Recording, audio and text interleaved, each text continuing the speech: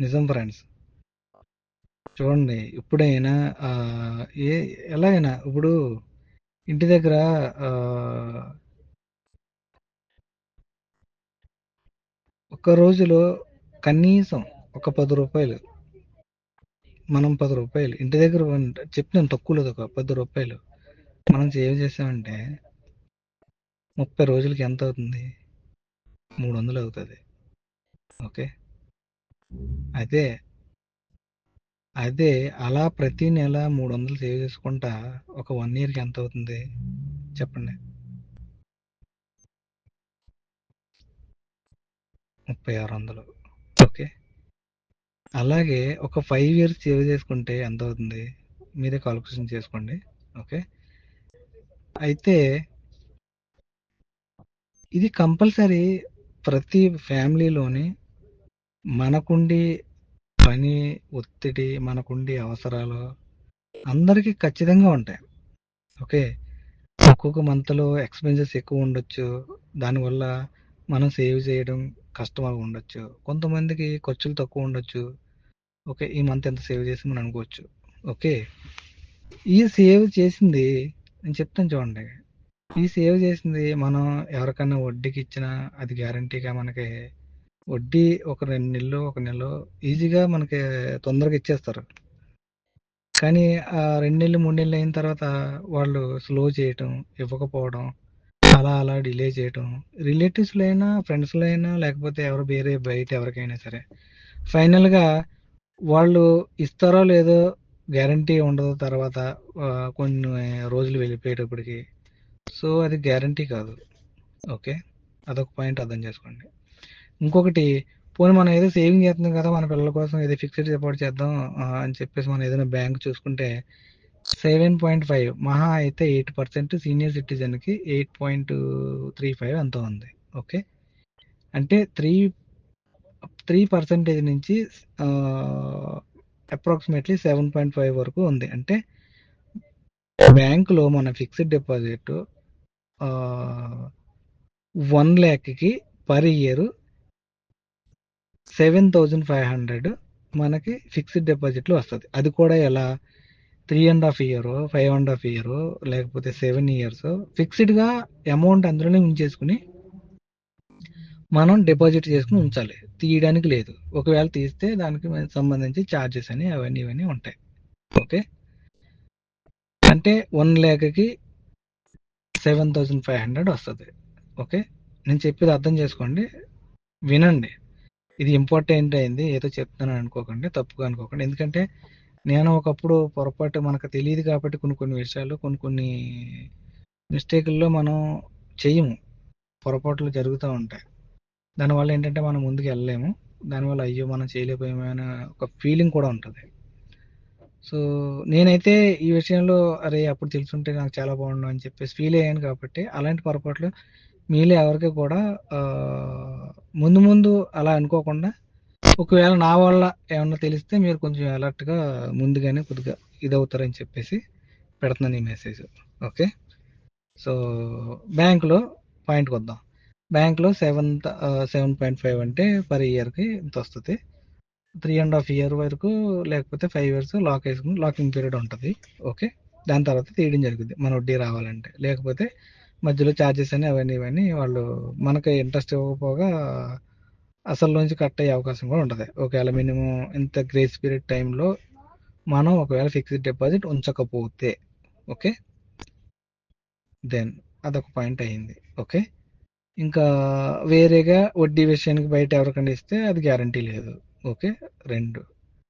ఇప్పుడు నేను చెప్పేది, మన దగ్గర ఫండ్ డబ్బులు ఎక్కువగా ఉంటే ల్యాండ్ ప్రాపర్టీ కొనొచ్చు. అశ్రద్ధ చేయకండి. ఒకవేళ ఏదైనా ల్యాండ్ అవకాశంగా మంచి ప్రైస్లో కానీ ఏదైనా మంచి అవకాశం ఉండి మంచి ప్లేస్లో ఏదైనా మీకు తెలిసి ఉంటే ల్యాండ్లో ఇన్వెస్ట్మెంట్ చేయండి. No problem. ఓకే. ఇంకా గోల్డ్ విషయంలో కూడా నో ప్రాబ్లం, ఇన్వెస్ట్మెంట్ చేసుకోవచ్చు. ఓకే. ఇంకా బెస్ట్ విషయంలో నేను ఇన్వెస్ట్మెంట్ సంగతి నేను చెప్తున్నాను. నేను ఇంకొక విషయం వచ్చి, ఇంకా ఈజీగా తక్కువగా షార్ట్ టైంలో మనం కొంచెం త్వరగా సెటిల్ అవ్వాలి అని అనుకుంటే చెప్తున్నాను చూడండి, తప్పు అనుకోవద్దు, share market is the best option. నిజం చెప్పాలంటే నిజం ఇది. ఈవెన్ దో మన గవర్నమెంట్ ఏంటి, ఈవెన్ దో మన గవర్నమెంట్, మన దేశం అంతా కూడా, అదే కాదు దేశం అంతే కాదు, ప్రపంచం, యావత్తు ప్రపంచం అంతా కూడా షేర్ మార్కెట్ మీదే ఎక్కువగా గ్రోత్ అవుతుంది. గ్రోత్తో, ప్రాఫిట్తో గెయిన్ చేసుకుంటా చాలామంది అఫీషియల్గా, లగ్జరీగా, హ్యాపీగా, ఎంజాయ్గా లీడ్ చేస్తున్నారు. ఇది వాస్తవం, 100కి 200%. ఇది వాస్తవం వాస్తవం వాస్తవం. బయట కంట్రీలో ఆల్రెడీ వాళ్ళకి నాలెడ్జ్ ఉంటుంది, చదువుకుని ఉంటారు. సో వాళ్ళు ఏంటంటే ఎలా చేయాలి అనే విషయం మీద వాళ్ళు ఈజీగా కష్టపడి, అంటే ఈజీగా వాళ్ళు ఎలా చేయాలి ఏంటన్న విషయం అన్ని నేర్చుకుని ఈజీగా వాళ్ళు ప్రాఫిట్ గెయిన్ చేస్తారు, వాళ్ళు లైఫ్లు బాగుంటాయి. మనకు వచ్చేసరికి ఏంటంటే షేర్ మార్కెట్ అనేటప్పటికీ మన విషయంలో చాలా భయం, అంటే అపోహ అనమాట. ఇదొక జూదం, ఇదొక గేమింగ్, ఇదొక ఏంటంటారు, ఇదొక జూదము, అది అందులో ఉంటే మనం చాలా నష్టపోతాం,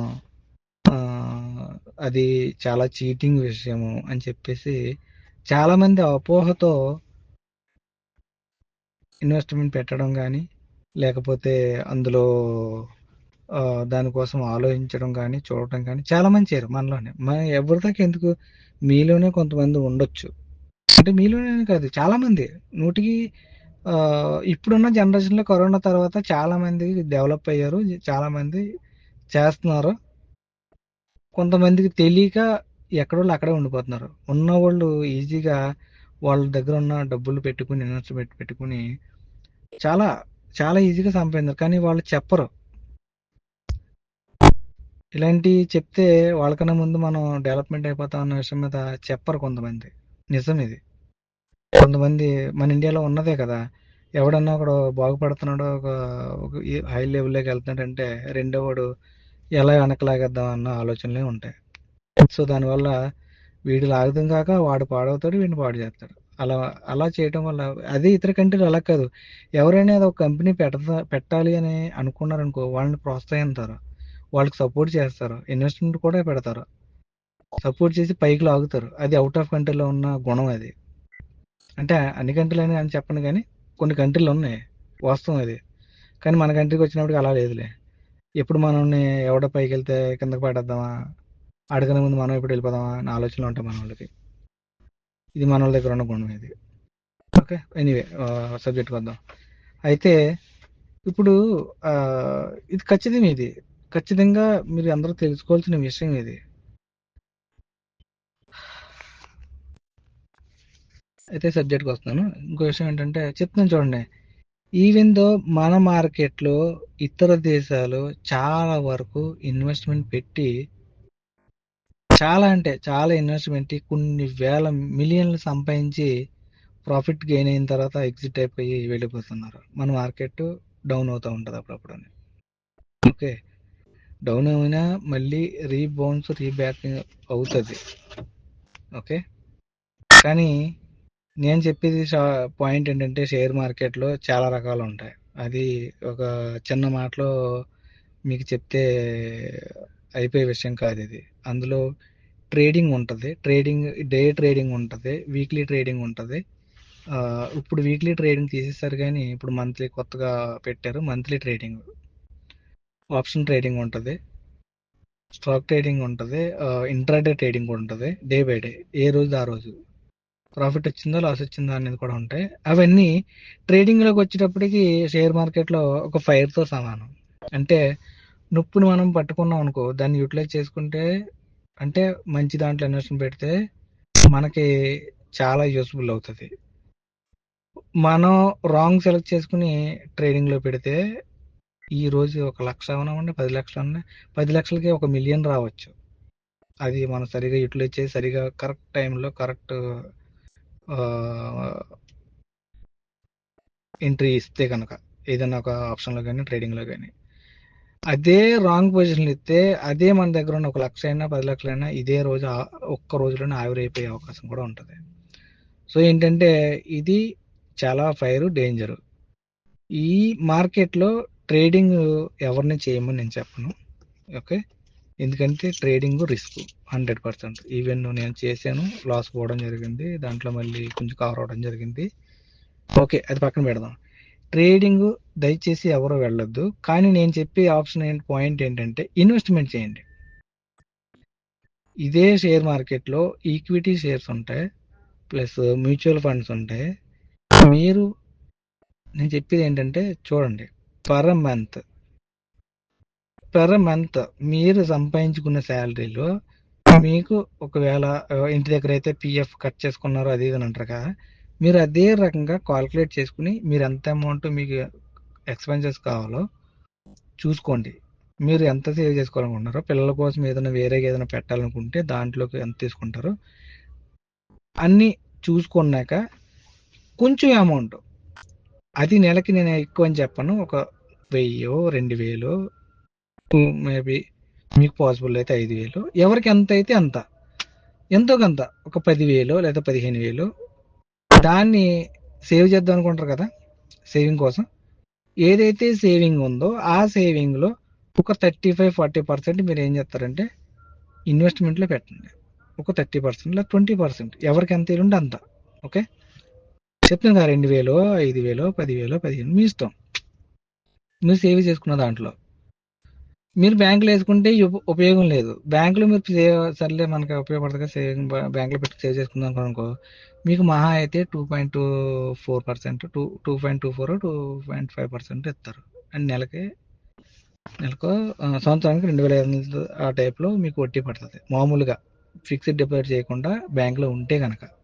ఓకే, లేదు ఫిక్స్డ్ డిపాజిట్ చేసుకుంటే నేను అన్నట్టుగా 6.5 నుంచి, అదే 3 నుంచి 7.5 వరకు, సీనియర్ సిటిజన్ 8 వరకు ఇస్తారు, అది నేను చెప్పాను ఆల్రెడీ. ఓకే, అది అక్కడ దాకా ఉంది. ఓకే, కానీ ఇది మీది, దానివల్ల మీకు అంతా 7.5 అంటే వచ్చిన ఉపయోగం లేదు కదా. అదే మీరు ఏదైతే సేవ్ చేస్తారో, ఏ ఈక్విటీలో కానీ ఏ మ్యూచువల్ ఫండ్లో కానీ పెట్టారనుకో, మ్యూచువల్ ఫండ్లో మీరు లెక్క పర్ ఇయర్కి వచ్చినప్పటికీ కొన్ని మ్యూచువల్ ఫండ్స్ అయితే మీకు మినిమం 13% నుంచి మేబీ 25%, 30%, ఈవెన్ ఒక్కొక్క ఇయర్ అయితే మార్కెట్ బాగుండి అన్ని విధాలుగా ఏ బ్యాడ్ న్యూస్ లేకుండా ఉంటే 50-75 కూడా వెళ్ళే పర్సంటేజ్లు కూడా ఉన్నాయి కొన్ని సంవత్సరాలు అయితే.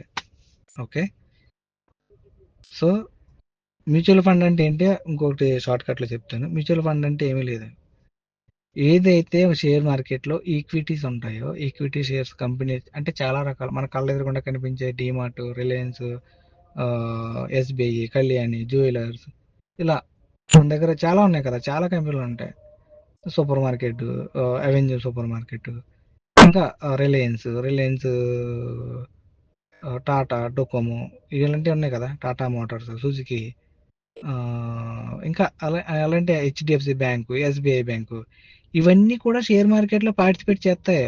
జూదం అయితే కాదు, వాళ్ళందరూ పార్టిసిపేట్ చేస్తారు.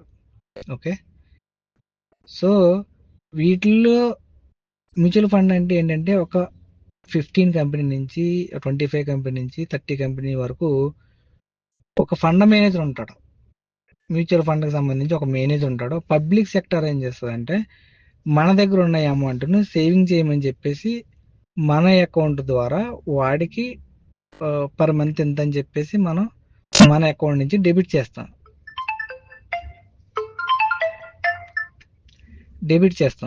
ఓకే, ఆ డెబిట్ చేసినప్పుడు వాడు ఏం చేస్తారంటే మంచి కంపెనీలో ప్రాఫిట్ ఎక్కడ వస్తుందా అని చెప్పేసి వాడు ఏదైతే మ్యూచువల్ ఫండ్ దానికి సంబంధించి ఒక 15 కంపెనీలు, 20 కంపెనీలు, 30 కంపెనీలు సెలెక్ట్ చేసుకుని అందులో 1%, 75%, లేకపోతే అదే 1%, 2%, 3% అలా డివైడ్ చేసుకుంటూ అన్ని కంపెనీలకి ఇన్వెస్ట్మెంట్ చేస్తాడు. ఏ కంపెనీ నుంచే ప్రాఫిట్ అది అన్ని కంపెనీల నుంచి వచ్చే ప్రాఫిట్ని వాళ్ళ ఎక్స్పెన్సెస్ తీసుకుని మిగిలింది ఏదైతే ఉందో మళ్ళీ మన అకౌంట్కి క్రెడిట్ చేస్తారు. ఇది మ్యూచువల్ ఫండ్ లక్షణం. ఓకే, మ్యూచువల్ ఫండ్లో ఆ రకంగా ఉంటుంది. వాళ్ళు ఇచ్చే ప్రాఫిట్ మనం లెక్కేసుకుంటే బ్యాంక్ నుంచి ఫిక్స్డ్ డిపాజిట్లు వచ్చే వడ్డీ కన్నా ఎక్కువే. మినిమం మీరు తక్కువ వేసుకున్న 10% అయినా ఉంటుంది. 10% మీకు బ్యాంక్లో రాదు. దీనికి లాకింగ్ పీరియడ్ వచ్చేసి 1 ఇయర్ ఉంటుంది మ్యూచువల్ ఫండ్కి సంబంధించి. బిలో 1 ఇయర్ 3 ఇయర్స్ ఉంటుంది కొన్ని ఫండ్స్కి అయితే. సో 1 ఇయర్ 3 ఇయర్స్ అంటే ఈ లోపల మీకు ఆల్రెడీ వచ్చి 7% కన్నా 10%, 15%, 20% బెస్ట్ కదా. ఓకే, ఒకసారి మీరు అబ్జర్వేషన్ చేసుకోండి. మీకు మార్కెట్ కోసం ఏమీ తెలీదు, మీరు ఎంచుకోండి మ్యూచువల్ ఫండ్స్. మ్యూచువల్ ఫండ్లో పర్ మంత్ ఎంత అని చెప్పేసి మీరు ఏదైతే సేవ్ చేసుకుంటారో అది 1000 అవన ఉంటే, 500 అవన ఉంటే, 10,000 అవన ఉంటే, 15,000 అవన ఉంటే, 5,000 అవన ఉంటే మీరు అది పెట్టుకోండి. పర్ మంత్ సిప్ ఒక డేట్ పెట్టుకోండి. ఆ డేట్కి మీరు మీ బ్యాంక్ నుంచి త్రూ ఆటోమేటిక్గా వెళ్ళేలాగా డిపిట్ పెట్టుకోండి. ఆటోమేటిక్గా మీ అకౌంట్ నుంచి ఆ అమౌంట్ వెళ్తుంది. సో దానివల్ల ఏంటంటే మీరు ఏదైతే సేవ్ చేసుకుందాం అనుకుంటారో ఆ అమౌంట్ కొంచెం అమౌంట్ ఇందులో ఈ మ్యూచువల్ ఫండ్ ఏదైతే ఉందో అందులో సేవ్ చేసుకుంటారు కదా, సేవింగ్ అనుకోండి మీరు. ఓకే, కానీ ఒక 3 ఇయర్స్ చూసుకునేటప్పటికి మీరు ఎంతైతే అమౌంట్ పెడతారో అంత అమౌంట్కి డబుల్ అయిపోద్ది.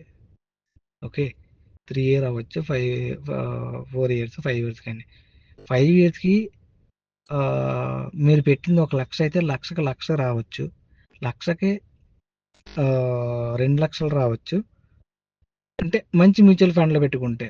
ఇంకొన్ని మ్యూచువల్ ఫండ్లో పెట్టుకుంటే ఈవెన్ బ్యాంక్ ఫిక్స్డ్ డిపాజిట్తో లెక్కేసుకుంటే 7.5 అని చెప్పాను కదా, 7.5 కాకుండా మీకు కనీసం వాళ్ళు ఇచ్చిన టైంకి 10% అయినా మీకు 10, 15%, 12% అయినా మీకు అది గ్యారంటీ, తక్కువ రాదు. ఇది మాత్రం చెప్పగలను. ఓకే, మార్కెట్ తెలియని వాళ్ళు ఓకే మనం సేవ్ చేసుకున్నాం అని చెప్పేసి పెట్టుకుంటే సంగతి. నేను ఎగ్జాంపుల్ కూడా నేను వీడియో చేసి పెడతాను మీకు. ఓకే, ఇంకొక విషయం వచ్చి ఈక్విటీ ఫండ్. రెండోది వచ్చి ఈక్విటీ ఫండ్. ఇది షేర్ మార్కెట్లో మీరు చెయ్యాలనుకుంటే ఫస్ట్ మీరు ఒక డిమాట్ అకౌంట్ క్రియేట్ చేసుకోవాలి ఏదన్నా ఒక కంపెనీ నుంచి. అదంటే అప్స్టాక్, గ్రో యాప్ ఉంది, అప్స్టాక్ ఉంది, జీరోదా ఉంది, ఏంజల్ ఉంది, ఇంకా ఈ మధ్యన చాలా వచ్చినాయిలే. ఇవి ప్రస్తుతానికి ఉన్నవి. ప్రాఫిట్ మార్ట్ ఇలాంటివి ఉన్నవి. వీటి ద్వారా ఒక డిమాట్ అకౌంట్ క్రియేట్ చేసుకుని ఆ అకౌంట్ ద్వారా మీ అకౌంట్, మీ పాన్ కార్డు, మీ ఆధార్ కార్డు ద్వారా మీ బ్యాంక్ నుంచి లింక్ అయ్యి టైప్ అవ్వాలి. అవన్నీ డాక్యుమెంట్ అంతా పర్ఫెక్ట్ అయితే, ఓకే అయితే వాళ్ళు డిమాట్ అకౌంట్ క్రియేట్ చేసి వాళ్ళు యాక్టివ్ చేసి ట్రేడింగ్ చేయడానికి మీకు ఎలిజిబుల్ చేస్తారు వాళ్ళు. ఓకే, అది అయిన తర్వాత మీరు మీ అకౌంట్ నుంచి ఫండ్ యాడ్ చేసుకుని, ఓకే, అప్పుడు మీరు షేర్స్ కొనుక్కోవచ్చు, మ్యూచువల్ ఫండ్లో కొనుక్కోవాలనుకున్నా కూడా కొనుక్కోవచ్చు. అదే ఈక్విటీ సంగతికి వచ్చినప్పటికీ నేను చెప్తాను చూడండి. ఈక్విటీ అంటే ఏమీ లేదు. రిలయన్స్ ఉంది, లేదంటే బజాజ్ ఫైనాన్స్ ఉంది, బజాజ్ ఉంది, సుజుకి ఉంది, డిమార్ట్ ఉంది, ఇలా రిలయన్స్ సూపర్ మార్కెట్ ఉంది, కోల్గేట్ ఉంది, డాబర్ ఉంది, ఇంకా చాలా మన కళ్ళ ఎదురుగుండా కనిపించే కంపెనీలు అన్నీ కూడా షేర్ మార్కెట్లో పార్టిసిపేట్లో ఉంటాయి. ఎందుకంటే అది మార్కెట్కి అనుగుణంగా గ్రో అవ్వడానికి, డెవలప్మెంట్ అవ్వడానికి పబ్లిక్ సెక్టర్ నుంచి ఫండ్ ఇష్యూ చేసుకుని వాళ్ళు డెవలప్మెంట్ చేసుకుంటా. అంటే ఏదైనా ఒక రిలయన్స్ కంపెనీ ఉందనుకో, రిలయన్స్ కంపెనీ వాడు ఓన్గా మొత్తం డబ్బులన్నీ పెట్టుకుని వాడు ఏం చేయడాడు. అలాగని బ్యాంక్ నుంచి వడ్డీ తెచ్చుకుని ఏదైనా కంపెనీ పెట్టి చేద్దామన్నా కూడా వాడికి ఇంట్రెస్ట్ ఎక్కువ వద్ది. వాడేం చేస్తాడంటే చెప్తున్నాను చూడండి, షేర్ మార్కెట్లో ఒక ఐపీఓ అని చెప్పేసి, ఇనీషియల్ పబ్లిక్ ఆఫర్ అని చెప్పేసి ఒక ఆఫర్ పెట్టి, నేను ఒక షేరు ఈ ప్రైస్కి నేను అమ్ముతాను మీరు కొనుక్కోండి అని చెప్తే మళ్ళీ అదంతా సబ్జెక్ట్ వేరే అయిపోతుంది. మళ్ళీ ఆ ఐపీఓలో ఫర్ ఎగ్జాంపుల్ రిలయన్స్ షేరు నేను ఒక 10 రూపాయలకి ఇస్తున్నానంటే మనం 10 రూపాయలు ఇన్వెస్ట్మెంట్ పెడతాం. వాడికి వడ్డీ లేకుండా అది కూడా వాడు 25 కోట్లు నాకు కలెక్ట్ అవ్వాలని చెప్పేసి పెడతాడు. దానికి తగ్గట్టుగా అందరూ చాలామంది భారతదేశంలో కాకుండా ఇతర దేశంలో కూడా ఇన్వెస్ట్మెంట్ చేస్తారు. అందులో 10 రూపాయలు తక్కువకి వస్తుంది, ఫ్యూచర్లో ఇది పెరుగుద్ది అని. ఆ కంపెనీ ఫండమెంటల్, ఆ కంపెనీ వాడు ఏదైతే ప్రొవైడ్ చేస్తాడో, ఏం చెప్తున్నాడో, ఇది గ్రో అవుతుందా లేదా అన్న విషయాలు అన్ని అబ్జర్వేషన్ చేసుకుని దాన్ని బట్టి ఇన్వెస్ట్ పెడతారు అందులో. ఆ ఆఫర్ పెట్టినప్పుడు వాడు కంపెనీ పేరు మీద ఫండ్ కలెక్ట్ అవుద్ది. ఇంట్రెస్ట్ లేకుండా వాడు డెవలప్ చేస్తాడు. డెవలప్ అయిన తర్వాత మన షేర్లు రూ. 10 కొన్న షేర్లు రూ. 20 అవ్వచ్చు, రూ. 30 అవ్వచ్చు, రూ. 100 అవ్వచ్చు. అది చెప్పలేము. అది 1 ఇయర్లో అవ్వచ్చు, 2 ఇయర్లో అవ్వచ్చు, 10 ఇయర్లో కూడా అవ్వచ్చు. కానీ వాడికి కావాల్సింది మనీ కావాలి బిజినెస్ చేయడానికి. సో మనం పబ్లిక్ ద్వారా 10 రూపీస్కి వాడు పబ్లిక్ ఇనిషియల్ ఆఫర్ ఇచ్చాడు, అందరూ కొన్నారు. వాడికి అనుకున్నట్టుగా 25 కోట్లకి కలెక్ట్ అయినాయి, డెవలప్మెంట్ చేస్తాడు. మనం ఫర్ ఎగ్జాంపుల్ అందులో రూ. 10 చొప్పున ₹1,00,000 ఇన్వెస్ట్మెంట్ పెట్టాం అనుకో, విత్ ఇన్ 1 ఇయర్లో అది రూ. 20 షేర్కి వెళ్తే మనకి లక్షకు లక్ష వచ్చినట్టే 1 ఇయర్లో. అలాగా మనం ఇన్వెస్ట్మెంట్ పెట్టినప్పుడు ఏమవుద్దంటే ఏదైనా దాన్ని ఈక్విటీ షేర్స్ అంటామాట వాటిని. ఆ షేర్స్లో మనం ఎన్నైతే కొంటామో, ఎంతైతే ఇన్వెస్ట్మెంట్ పెడతామో, విత్ ఇన్ 1 ఇయర్లో అది 1 lakh పెరగచ్చు, 1 lakh 10 lakh కూడా అవ్వచ్చు. అది ఎలా? కంపెనీ ఫండమెంటల్, కంపెనీ స్టేటస్, దానికి ఉండి గ్రోత్ని బట్టి అది డెవలప్మెంట్ అవుతుంది. ఓకే, అర్థమైందండి? నేను ఏదో చెప్తాను అనుకున్నారు మీరేమో. చాలా చెప్పాలనుకున్నాను, మరి ఎలా చెప్తాను నాకు అర్థం అవ్వట్లేదు. ఏదైనా డౌట్ ఎవరికైనా ఉంటే అడిగితే దాన్ని బట్టి నేను చెప్తాను, కొన్ని నాకు తెలిసినంత వరకు. అంటే నేను మరీ అన్నీ నాకు తెలుసు అని మాత్రం నేను చెప్పట్లేదు, కానీ కొంచెం నాలెడ్జ్ తెలుసుకుంటారేమో అన్న విషయం చెప్తాను. కొంతమంది తెలిసే ఉండొచ్చు, తెలియని వాళ్ళకి ఏమైనా తెలుస్తుందని చెప్తున్నాను. మళ్ళీ అది కూడా తప్పు ఏమనుకోద్దు మీరు ఏమని. సో ఏంటంటే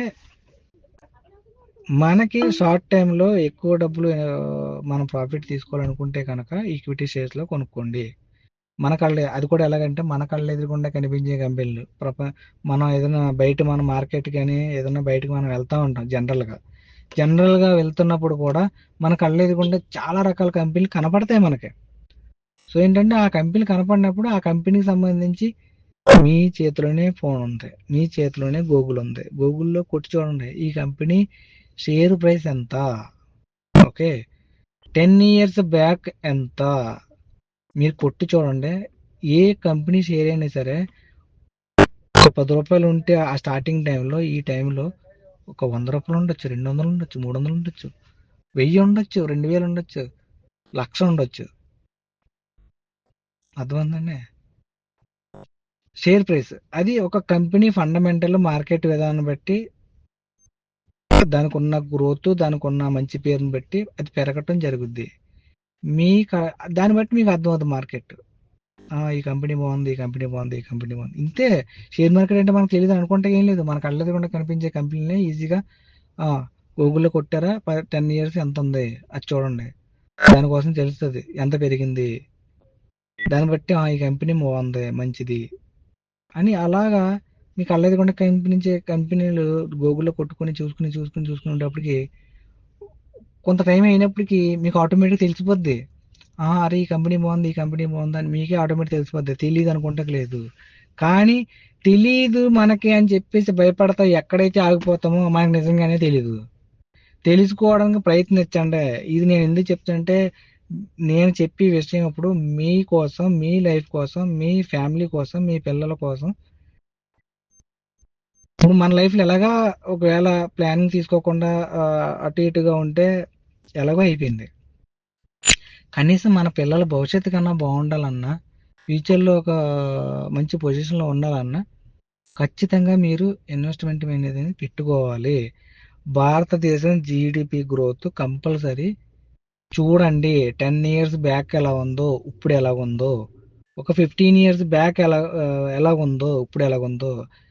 ఇది మార్కెట్కి అనుగుణంగా షేర్ మార్కెట్ ఎప్పుడు కూడా ఒక గ్రాఫ్లో కిందకి పైకి, కిందకి పైకి, కిందకి పైకి, అలా కిందకి దిగినా అలా కొంచెం కొంచెం కొంచెం కొంచెం కొంచెం దిగుతా అలా పైకి వెళ్తూనే ఉంటా తప్ప ఇప్పుడు కూడా ఫాల్ అవ్వలేదు.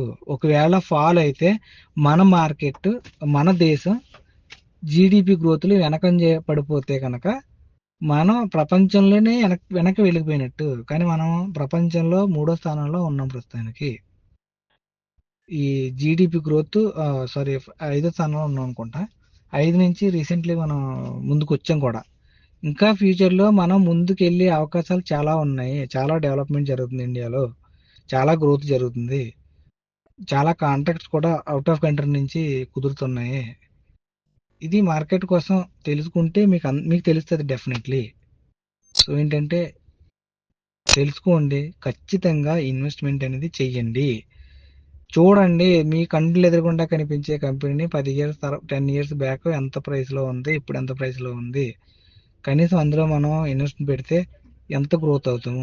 ఈవెన్ ఇన్ని రోజులు అయిపోయింది కదా, ఇంతవరకు ఒకవేళ చేయలేని వాళ్ళు ఉన్నారనుకో, చేయలేదు అనుకో, ఇప్పుడన్నా స్టార్ట్ చేయండి. ఇప్పటి నుంచి స్టార్ట్ చేసినా మీరు వెళ్ళినప్పటికీ చాలా ఇదిగా వెళ్తారు. మీరు ఒక 10 ఇయర్స్, ఆఫ్టర్ 10 ఇయర్స్ తర్వాత మీరు చూసుకుంటే, అరే ఆ రోజు ఒక చిన్న ఆలోచించి చేసాం పని, ఈరోజు 10 ఇయర్స్ తర్వాత ఇది కనీసం ఎంతో కొంత మీకు ప్రాఫిట్ అనేది 100% కనపడదు తప్ప లాస్ అనేది మీకు కనిపించదు. ఎందుకంటే ప్రూఫ్తో సహా, నా ఎక్స్పీరియన్స్తో సహా నేను చెప్తున్నాను. ఇప్పుడు నేను ఆల్రెడీ మీకు ఈ వీడియోలు కూడా పెట్టిన కొంత అవగాహన కోసం. ఆ వీడియోలు చూసినా కూడా మీకు ఏదైనా కొంచెం తెలుస్తుంది. నేను ఎందుకు చెప్తానంటే, నా లైఫ్లో నేను ఆల్రెడీ చూశాను. 10 ఇయర్స్ బ్యాక్ తెలిస్తే నేను ఆల్రెడీ లైఫ్ సెట్. ఈ పాటికి నేను అక్కడ దొబ్బాలని అవసరం లేదు. ఇంటి దగ్గర హ్యాపీగా జాబ్ కూడా చేయగలదు, ఆ రేంజ్లో ఉందాం. కానీ పరిస్థితులు అనుగుణంగా మనకు తెలియదు కాబట్టి, ఇప్పుడు 2 ఇయర్స్ బ్యాక్ నుంచి మనకు తెలుసు కాబట్టి కొంచెం పర్లేదు. నేనైతే చెప్తాను కదా, షేర్ మార్కెట్లో ట్రేడింగ్ అనేది చాలా ఫైర్తో సమానం. దానివల్ల చాలా మంది పెద్ద పెద్ద వాళ్ళందరూ కూడా లాస్ అవుతూ ఉంటారు. ట్రేడింగ్ అనేది ఒక ఎడిట్ లాంటి హ్యాబిట్ లాంటి కూడా ఉంటుంది. ట్రేడింగ్ అనేది ఆ హ్యాబిట్కి ఎడిట్ అవ్వకండి. ట్రేడింగ్ అనేది ఫైర్. ట్రేడింగ్ మనకు వద్దు. ట్రేడింగ్లో చాలా డబ్బులు పోతాయి. నిలబెట్టుకున్న వాళ్ళు 10% అయితే, పోగొట్టుకున్న వాళ్ళు 80% ఉంటుంది ట్రేడింగ్ వచ్చేటప్పటికి. ఓకే, దాంట్లో ఏంటంటే చాలా మెలకువలు, చాలా నేర్చుకోవాలి. ప్రతి నిరంతర విద్యార్థిలాగా ఎలాగైతే ఉపాధ్యాయుడు ఉంటాడో అలాగే నిరంతరం ఇందులో ఎంత నేర్చుకున్నా ట్రేడింగ్ మార్కెట్లో తక్కువే ట్రేడింగ్ చేసేవాడికి. కానీ ఈ ఈక్విటీలో కానీ మ్యూచువల్ ఫండ్లో అయితే ఏదో మంచి కంపెనీ చూసుకుని అందులో ఇన్వెస్ట్మెంట్ పెట్టామనుకో, వాడే చూసుకుంటాడు. ఎందుకంటే వాడు ఫండ్ మేనేజర్, వాడే చూసుకుంటాడు. అందులో పెరుగుద్ది, మనకు భయం లేదు. ఓకే, రెండోది వచ్చేసి ఈక్విటీ అనేటప్పటికి మనం కొంచెం నాలెడ్జ్ పెట్టి ఏ కంపెనీ అంతా ఏంటి అని న్యూస్ అది చూసుకుంటా, ఈ కంపెనీ బాగుందంట, ఈ కంపెనీలో కొన్ని వేల కోట్లు ఇప్పుడు ఇన్వెస్ట్మెంట్ పెడుతున్నారంట, డెవలప్మెంట్ చేస్తున్నారంట అని మనం తెలుసుకుంటే, దాన్ని బట్టి ఆ కంపెనీలో మనం ఇన్వెస్ట్మెంట్ పెడితే అదే ఆ కంపెనీ డెవలప్మెంట్ అవుతమే కాకుండా మనం ఎంతైతే పెడతామో అది డెవలప్మెంట్లో ముందుకు వెళ్తా మనకు ప్రాఫిట్ వస్తుంది. అది మనం పెట్టిన 1 lakh ఆఫ్టర్ 10 years తర్వాత 10 lakh అవ్వచ్చు. ఇప్పుడు మనం పెట్టింది 1 lakh, కానీ ఆఫ్టర్ 10 years తర్వాత చూసుకుంటే 10 lakh అయినప్పటికీ ఎవరు ఇచ్చినట్టు? మార్కెట్ ఇచ్చింది. ఈరోజు నువ్వు చిన్నగా సేవ్ చేసి పెట్టుకున్నావు, అది రేపొద్దున 10 లక్షలు చూపించదు కంపల్సరీ. సో తెలుసుకోండి ఎప్పుడైనా. అందరికీ తెలియదని అనట్లేదు. ఒకవేళ తెలుసుంటే నాకు తెలియదని నువ్వు చెప్పాలా అని కూడా అనుకోవద్దు. తెలియని వాళ్ళు తెలుసుకుంటారు అన్న విషయం మీద. ఎందుకంటే నేను ఆల్రెడీ ఒక 10 years బ్యాక్ నాకు తెలియదు, ఆ టైంలో తెలీదు. ఎవరైనా చెప్తే బాగుండని అనుకున్న సిచ్యువేషన్ కూడా ఉన్నాయి ఆ టైంలో. ఒకవేళ ఇప్పుడు ఫీల్ అవుతూ ఉంటాను నేను. సో అలా ఎవరికైనా తెలియని వాళ్ళు ఉన్నా కూడా కొంచెం కనీసం ఒకరికైనా తెలిస్తే, కనీసం మీలో ఒకరికన్నా తెలిస్తే, వాళ్ళకన్నా ఒక అడుగు వేసి చేస్తే, ఇప్పుడు మన ఫ్రెండ్స్ ఎవరైనా ఒకళ్ళు మంచిగా బాగున్నారని అంటే హ్యాపీయే కదా. సో అది దయచేసి ఆలోచించండి.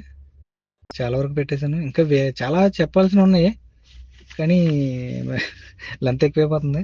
కానీ ఇంటర్వ్యూ బిట్స్ చెప్తాను అనుకోవచ్చు మీరు, కానీ ఆలోచించుకోండి. ఓకే, మీకు ప్రూఫ్లు కావాలి, కొద్దిగా ఏదైనా వీడియో పెట్టండి అంటే కూడా నేను లైవ్లో ఒక వీడియో పెడతాను నేను. ఓకే, అంటే ఏ రకంగా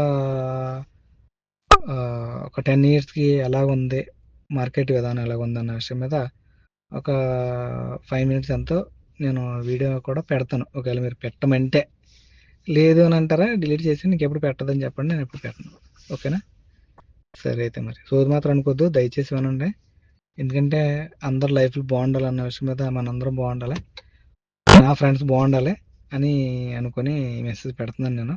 అది విషయం. ఓకే.